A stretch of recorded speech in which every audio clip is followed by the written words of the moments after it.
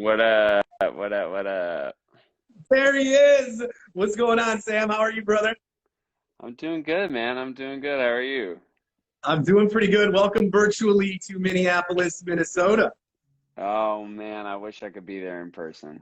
I know it was almost a year ago that you guys were headlining our big summer show, Go Fest 19. I can't believe it's almost been a year, and I would give anything to have that day back right now, man. It was such a good I time. know.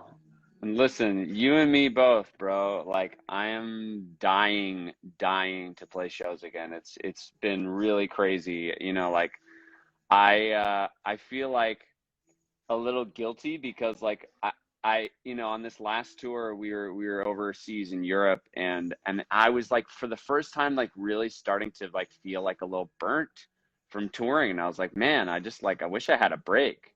And now I got more than I wished for. You jinxed it, um man. I know I jinxed it. So but man, it's really like I think one of those things like, and this is a bigger, conversation, obviously, but I think that my generation and the generation, after us, like, I don't know if any of us are going to take anything for granted ever again after this, like, it's wild. Right? Like this whole thing, like I don't know about you, but when, earlier in the year, I know you guys were out touring and we start hearing about this thing called coronavirus. I'm thinking, okay, not a big deal. It's not going to be anything crazy. And then they got like the shutdown protocols. And for like 2 weeks, I'm like, all right, see you guys in 2 weeks. And then 4 weeks later, and I'm still trying to comprehend everything that's going Yeah, on. There's something every day, right? it's wild, man. It's wild. Oh man, Yeah. So I'm sorry, I get so distracted by the comments. Someone just asked about the Super Bowl show that we played in Minneapolis. Was it the worst performing experience for us? Because it was like it was like, I don't know if you remember this at all, but we performed at one of the Super Bowl like parties, and yeah, it was snowing like horizontally, super cold. Yeah. like just like full on snow in the face. It was maybe 13 degrees, and we played like a 6 song set outside. It was the most intense performing situation I've ever experienced in my entire life. It was so wild. Where are you guys right now? Right now, I'm actually with my band finally for the first time in 4.5 months. We rented a place just kind of like outside of LA, tucked away in the hills, and are here for the next like week and a half, just making music and hanging out together, and hopefully doing a couple live stream performances as well while we have the opportunity to.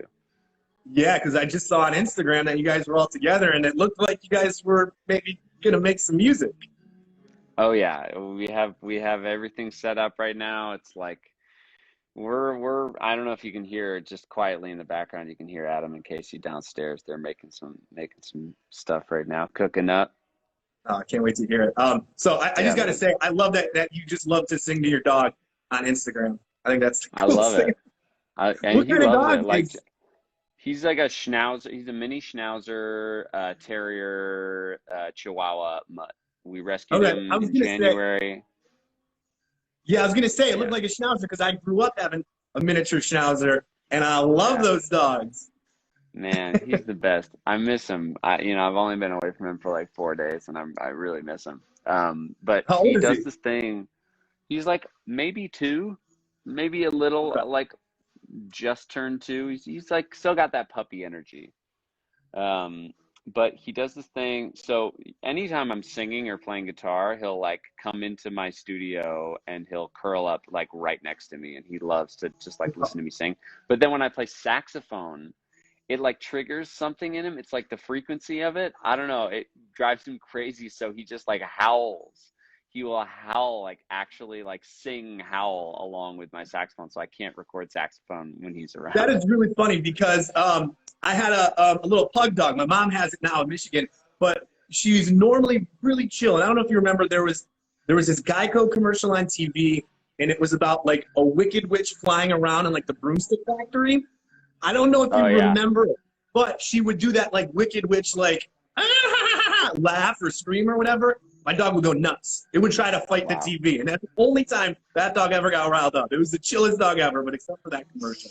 It's so weird, man. So funny. Yeah, dude, let's talk about this song you have with Grandson and K-Play, Zen. Yeah. I heard it a couple months ago, and I'm like, dude, this is the perfect song for the times we're living in right now. We got like injustice going on. We've got coronavirus. We're quarantined up. We got so many things happening. It's like, just give me some effing Zen, man.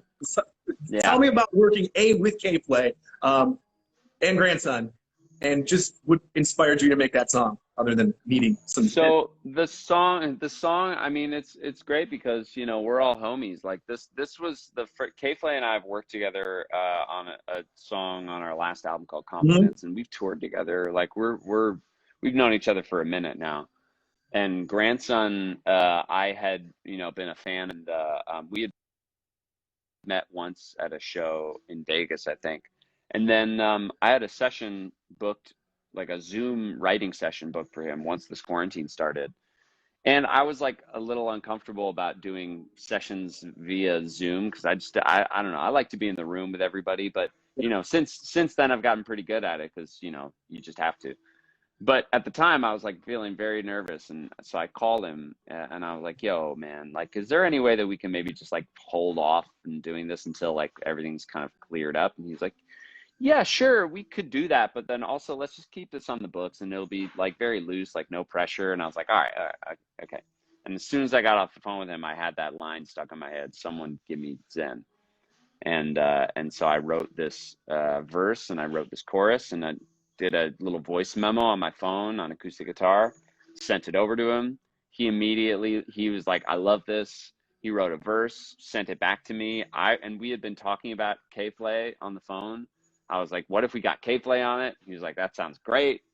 And so I just kind of wanted to, I always wanted to make like a little super group of the, you know, artists that I really, really admire. And so we just did it on this song, did everything ourselves, really, you know, with the help of some of the folks at our label at Interscope. Like we just kind of like, I drew the artwork for the single, K-Play directed the video.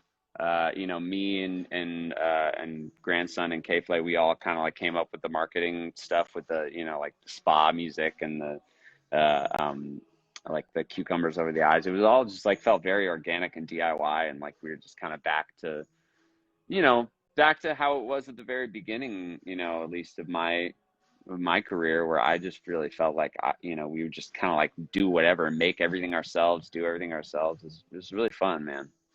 Yeah, how did you like that process of not all being in the same place at the same time, producing and making a song? Like, do you think that could help you, like, in the future, even when coronavirus is gone, if you're like in LA and you got, you know, a homie in Nashville and you got someone in Europe, could you do it again? Would you want to do something like that again? Well, the honest truth is it's not so different from how I have been operating for the last, like, you know, however many years. Yeah. Like I make most everything, like most of the collaborations that I've been a part of have happened via just sending stuff back and forth and no contact at all, you know. Wow, yeah. And I do most of my work, you know, just like you know, either in my home studio or we've done a lot of stuff on the road. We've you know, always been a very unconventional band in the way that we record. We've always done it on the go on our laptops, you know, like wherever we are. It's always scrappy and it's always kind of pieced together.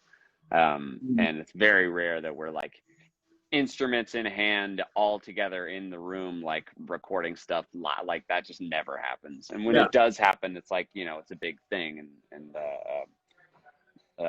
we did that specifically on this one song, Everything Sounds Like a Love Song, we put out earlier this year. That was live.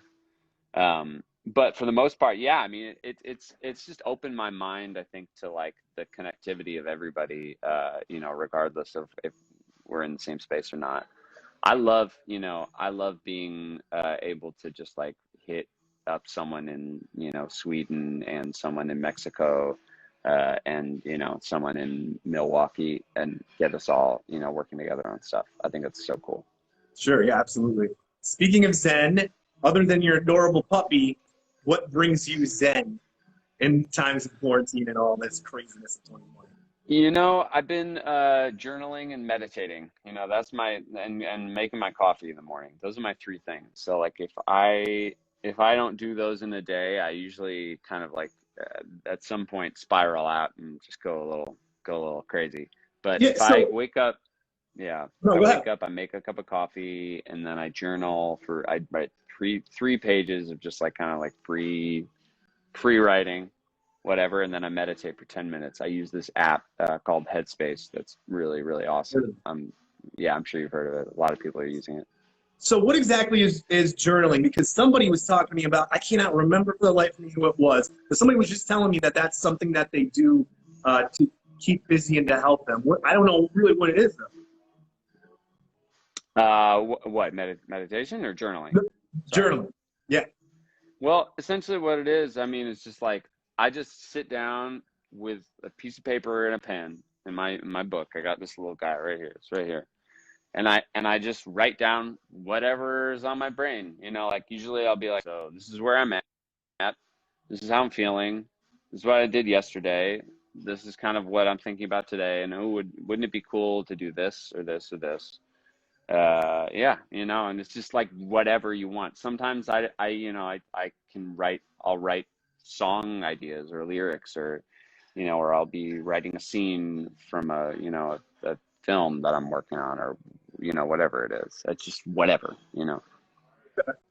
And it's just So kind you of, got, someone says, Nicole J189 says, to clear your mind and thoughts. That's exactly what it is. Just like okay. like a dump, a brain dump. Excellent. You have another relatively new song out, Full Long, which I like. It's got, I get like these kind of like Lean On Me vibes to it. And I got the choir in there and it feels good. And it's just about, you're here, you belong. But can you tell me more about what the meaning of that song is? I wrote that song for my wife. Personally, that's kind of like where I was, I wrote it when I was in kind of in the midst of a lot of stuff emotionally, and I had a lot going on, and was feeling pretty dark and lost. And I was on tour and I was away from home, and like I came home for a brief moment and wrote this song with the band and with Rodney Jerkins, who's an incredible producer, legendary producer. And it just kind of came out. It was just very simple, with all the chaos in my life at the time. I was back home for a minute, with the person that I love and my partner, and it just kind of came from that, to be honest. But then I think it transcends just like that kind of love, when like being with the people that you love in general in your life. That's kind of where it came from. Simple, you know. Rodney is just like is such an incredible piano player. He just started playing those chords, and I just like went right into it and came up with it. We wrote it in like an hour. It was wild. All right. So now we already kind of touched on it a little bit. You got a house rented, the band's back together in person. Are you guys just kind of figuring it out, or do you guys got a little bit of a plan of maybe something new happening? Well, what's great is that we have a new album completely done. It's completely finished. We finished it about a month ago, and now we're kind of in the process of like getting all the other pieces in place for it. It's a concept album. It's really kind of weird and out there, but like it's got some heaters on it. I'm really excited about it. I think everyone's gonna really dig it. And Nice. then we're working on another project right now that's a collaborative project with a bunch of different artists, and that's mostly us producing and co-writing stuff. And so we're working on music for that right now. But then in general, the goal here is to just like be creative, do whatever we want to do for a couple of weeks, see what happens. Awesome. Do you guys have a date in mind for the album? I wish I could tell you. I wish we did. We don't yet, but it's as soon as everything is in place, we'll have a better idea.